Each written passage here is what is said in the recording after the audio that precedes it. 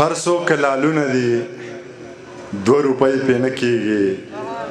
غرق ته خوارو زړونه دي 2 روپۍ پې نه کېږي.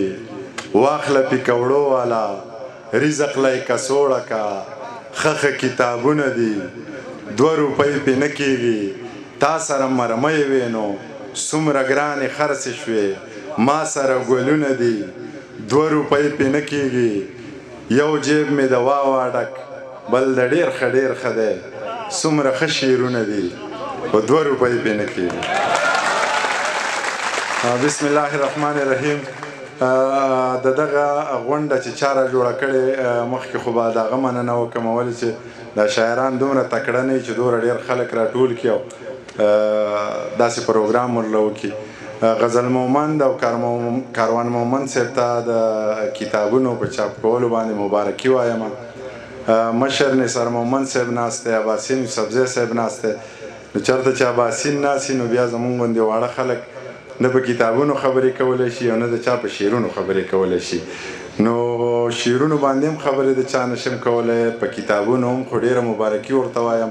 دغې پښتون ولس ته دې مبارک شي او الله دې وکړي چې په دغې کتابونو کې 2-3 ټکي داسې د کار یي چې موږ او تاسو ته زده کړه وکړو.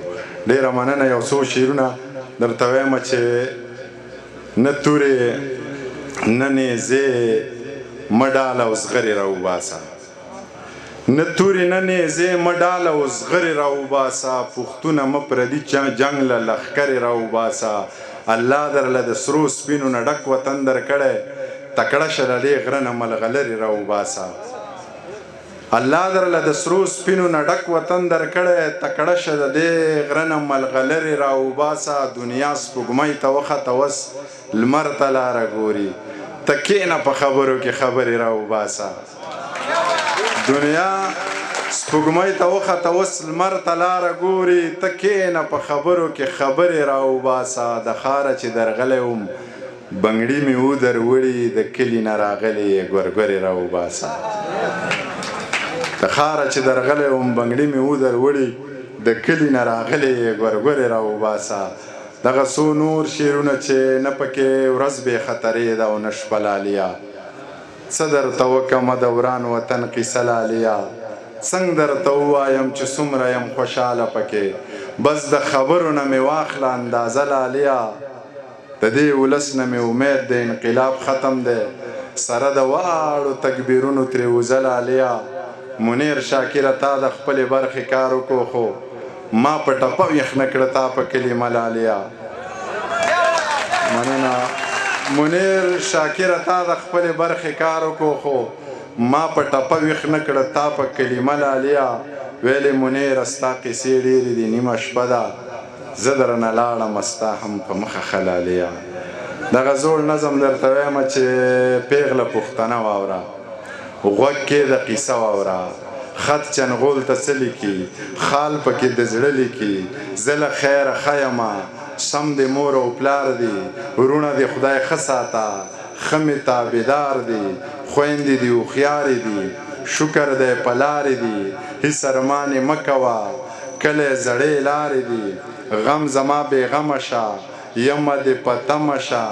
هغسې مین اوسه یاره مطمئن اوسه. غنې په دیوال ساتم ستا د عزت خیال ساتم. سپین په سور نور دا تور ویښته کا، د کلي کور غمونه مه کا. زه در سره یم زړه ښه کا، مسافري په نره وکه. زه پښتنه یم په نامه دې ناسته یمه. او دغه یو نظم درته بل وایم بس بیا به عباسین صاحب اورو چې مین یو به کومه نو یا به ترنم کوم. مین د مور په غېږه کې سر یخی دی لګیا دی، په زړه کې په خندا دی او په ټوکو کې اختیا دی. ستا خوښه زما خوښه ده خو خپله درته وایم، که داسې دې ونه پېژنده بله درته وایم. ګودر د جینکو ډک وي خو دنګه پکې ګوره، په کړه وړه شهزادګۍ په خوی ملنګه پکې ګوره.